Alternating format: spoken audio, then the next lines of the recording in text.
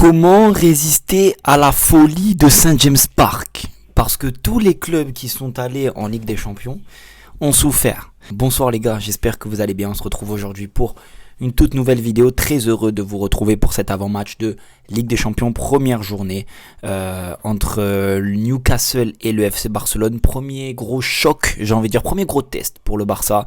Alors oui, Newcastle, c'est plus le Newcastle, surtout de la saison dernière. Ils ont perdu Isaac, ils ont perdu aussi en rythme, en profondeur un peu de banc. Et ils font un début de saison qui est loin d'être cohérent, mais ça reste une équipe qui s'est qualifiée en Ligue des Champions, ça reste une équipe qui a des atouts. Donc oui, c'est un gros test comparé aux équipes que le Barça a affrontées en ce début de saison. Quand je disais comment résister, comment essayer de contourner la folie de Saint James Park, plus contourner, moi je pense qu'il faut surtout se faire confiance et se dire, et je le répète depuis l'année dernière, aucune équipe dans le monde, en Europe, pardon, joue mieux que le FC Barcelone.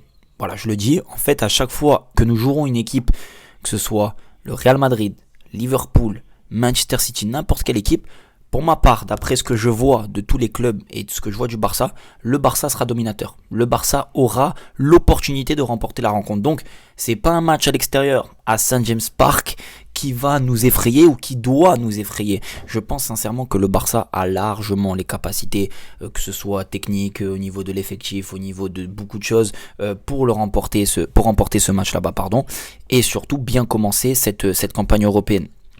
J'ai envie de vous dire, c'est pas dramatique si le Barça fait un faux pas à Newcastle. Moi, j'avais prévu un match nul quand j'avais découvert les groupes, enfin le tirage au sort. J'avais prévu un match nul à Newcastle et une défaite ou un match nul à Chelsea. Ces deux matchs à l'extérieur, pour moi, vont être compliqués. Tout le reste, je pense que le Barça assurera.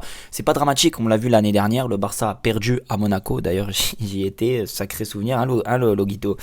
Et le Barça a pour autant fini deuxième de cette phase de Ligue. Donc ça n'aura pas d'incidence si le Barça demain fait un mauvais résultat. Ça, c'est pour le contexte, il faut bien se le mettre en tête. Maintenant, comme je le dis, le Barça sera dominateur. C'est-à-dire qu'il faut se déstresser, il faut redescendre un petit peu d'un étage. Je vois beaucoup de Barcelonais qui ont peur un peu de l'atmosphère de Newcastle là-bas. Oui, ça va être difficile, oui, ça va être Newcastle aura des actions, Newcastle sera emporté par le public, Newcastle va avoir des situations. Maintenant, ça va être à nous, techniquement parlant, de marquer au bon moment parce que des occasions, on en aura. Nous, de bien défendre, de ne pas jouer ce piège du hors-jeu à chaque fois pendant toute la rencontre, comme je l'ai dit. Surtout que cette équipe de Newcastle est une équipe qui joue très verticale et très horizontale. Donc ça veut dire qu'elle sait prendre la largeur, mais elle sait jouer aussi à l'horizon, elle sait jouer assez vite vers l'avant, se projette très vite. Donc on risque de subir si le Barça est trop haut et si le Barça manque un petit peu de justesse dans son alignement ou de concentration. Ça va être les atouts de Newcastle et sincèrement, je vois que ça. Je vois que comme ça que Newcastle peut nous embêter, comme la plupart des équipes en Europe, c'est dans le dos de la défense parce que le reste du temps, et on se le dit maintenant, on se revoit demain soir pour le débrief, le Barça aura plus de 65-70% de possession de balle, donc pendant 70% du temps du match, le ballon. Et quand tu as le ballon, tu es moins inquiété, c'est qu'est-ce que tu fais ensuite avec le ballon? Est-ce que les mouvements seront bons? Est-ce qu'on va marquer avec la balle? Est-ce que le contre-pressing sera intéressant si tu perds le ballon est à la perte?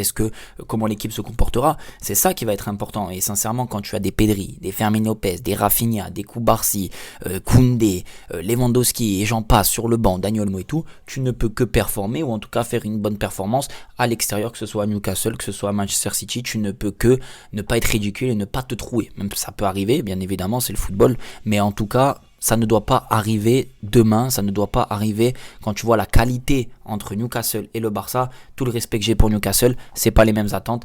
Il y a un club qui veut sortir des phases de poule et des phases de ligue et il y a un club qui veut gagner la Ligue des Champions. Voilà. Maintenant, pour l'équipe, composition d'équipe. J'ai vu pas mal de choses, pas mal de rumeurs en ce moment sur la compo.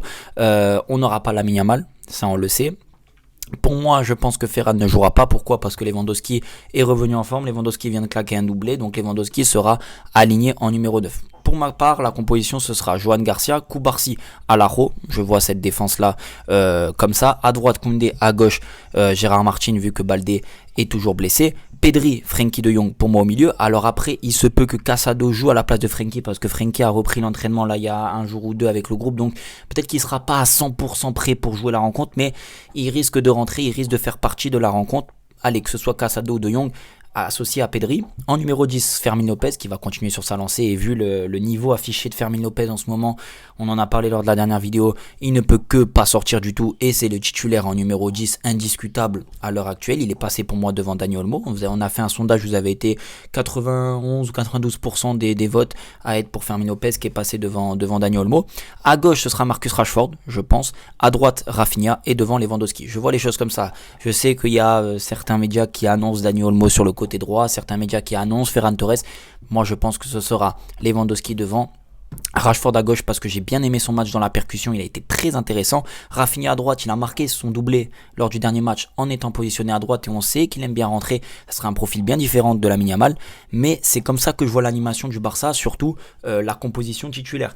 Mon pronostic, les mecs, dites-moi vous d'ailleurs en commentaire votre prono. Est-ce que vous voyez le Barça faire un résultat? Est-ce que vous voyez des buteurs, les passeurs, qui vous voulez? Moi, je pense que le Barça va faire un match nul ou une victoire très courte. Je m'explique.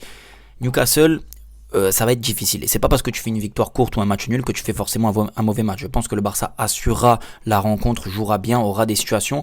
Mais j'ai peur que là-bas, on risque de pêcher un petit peu dans la finition.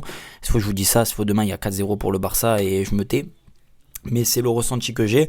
Une victoire courte ou un match nul parce que je sais pas, mais là-bas, j'ai l'impression qu'on va subir, j'ai l'impression qu'on va se faire un peu piéger, qu'on va tomber dans le panneau. Et c'est pour moi là, ce petit step qu'on doit passer pour progresser, pour être vraiment une top équipe qui a la possibilité vraiment de gagner la Ligue des Champions. C'est sur ça, la gestion des rencontres. Et j'ai l'impression là-bas qu'on n'est pas encore prêt, qu'on va subir un petit peu.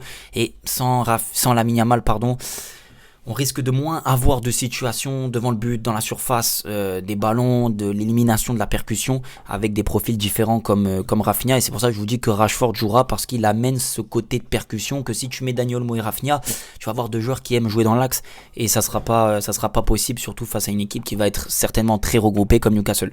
C'était mon avant-match. Dites-moi vous ce que vous en avez pensé. Dites-moi votre composition d'équipe, votre pronostic et on se dit à demain pour une nouvelle vidéo. Je vous dis à la prochaine. Ciao.